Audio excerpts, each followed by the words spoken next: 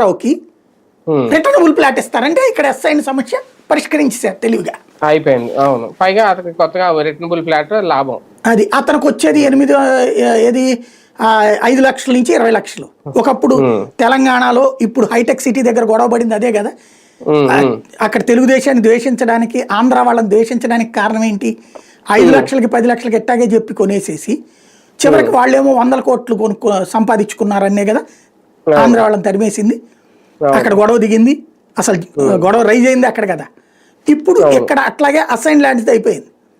ఇప్పుడు ఈ ప్రాంతంలో ఈ మాట అనగానే స్ట్రక్ కదా ఎక్కడైనా సరే.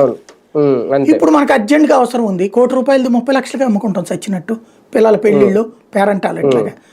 ఆ తర్వాత ప్రభుత్వం ఎప్పుడో 1 ఏడాది తర్వాతనో 2 ఏళ్ల తర్వాతనో భూసేకరణ లేదన్నారు అనుకోండి, సమీకరణ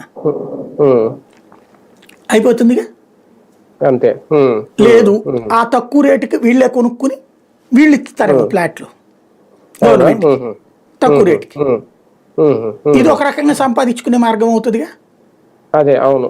యాక్చువల్గా అయితే నేననే పాయింట్ ఏంటంటే, ఇప్పుడు ఓ పెద్ద సచివాలయం ఉందండి, సచివాలయం పక్కన ఆ రైతు భూమి రైతుకే ఉందనుకోండి, ఆ రైతు అమ్ముకుంటే వాళ్ళు ఎంత ఉంటుంది?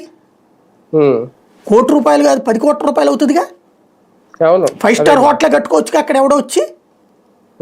ఆ విధంగా రాజధానికి ఆనుకుని ఉన్నటువంటి ఈ గ్రామాల్లో వాళ్ళనే ఉండనిస్తే, వాళ్ళ చేతుల్లోనే ఉంటే వాళ్ళందరూ అపర కోటీశ్వర్లు అవుతారు కదా రేపు పొద్దున.